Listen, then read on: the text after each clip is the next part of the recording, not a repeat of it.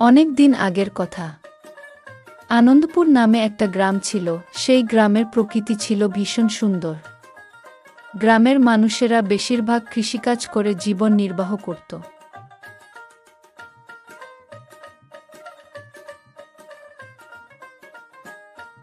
গ্রামের পাশেই ছিল একটা ঘন জঙ্গল। সেই জঙ্গলে ছিল ছোট্ট একটা পুকুর, এবং সেই পুকুরের নিচের দেশে এক জলপরী থাকত। সেই পুকুর ছোট্ট হলেও এর নিচের বিশালতা ছিল অনেক বেশি।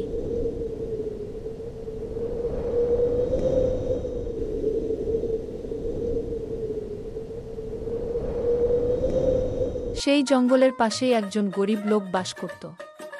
অনেক দিন যাবত অসুস্থ থাকায় সে কাজে যেতে পারেনি, যার কারণে তাদের সংসার একেবারেই চলছিল না।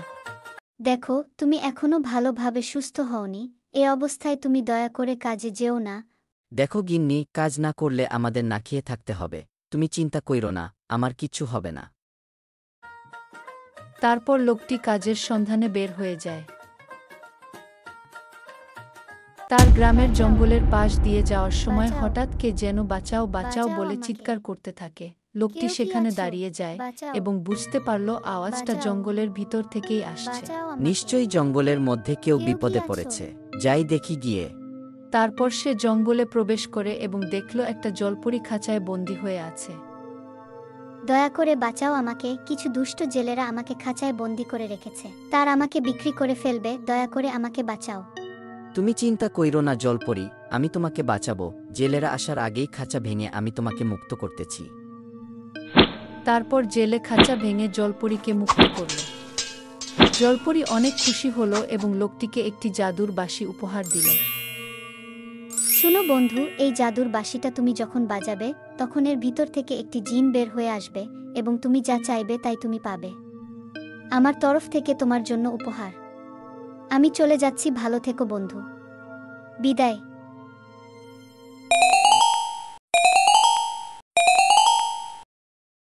তারপর গরিব লোকটি বাঁশি হাতে নিয়ে বাড়ি চলে আসে এবং বাড়ির উঠোনের গাছের নিচে বসে বাঁশিতে ফু দেয়।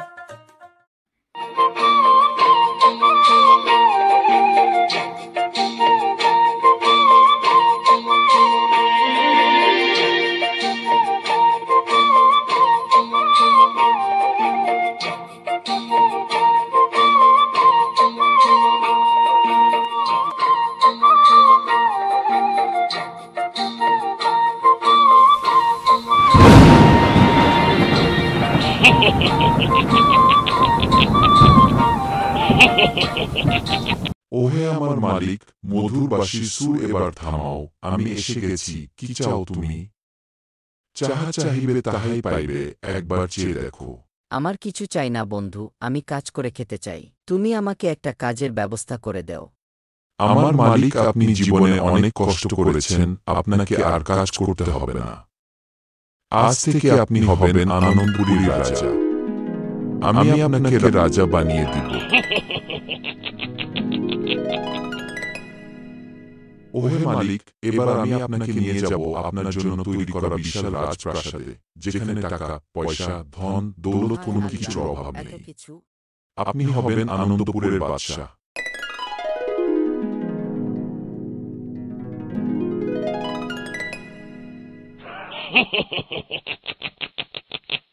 ওহে মালিক, এটা হচ্ছে আপনার রাজপ্রাসাদ। আজ থেকে আপনি এবং আপনার স্ত্রী এই রাজপ্রাসাদেই থাকবেন। চলুন এবার আপনাকে আপনার ধন সম্পদের কক্ষে নিয়ে যাই।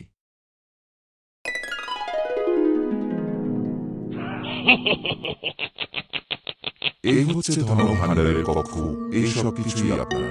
আজ থেকে আপনি এই রাজ্যের রাজা। এবার আপনারা সুখে শান্তিতে দিন কাটান। আমার যাওয়ার সময় হয়ে গিয়েছে মালিক। আমি চলে যাচ্ছি। আপনি আবার যখন বাঁশি বাজাবেন, আমি আবার আপনার কাছে হাজির হয়ে যাব। বিদায় মালিক, বিদায়। হায় আল্লাহ, এত কিছু! আমি রাজা হয়ে গিয়েছি। আমি বিশ্বাস করতে পারছি না। অনেক অনেক ধন্যবাদ বন্ধু। কি গো, কই গেলে? এত কিছু হয়ে গেল, কিছুই জানতে পারলাম না। ওমা, আমার গায়ে রানীর পোশাক। ভাবতেও অবাক লাগছে, আমাদের আর কষ্ট থাকবে না।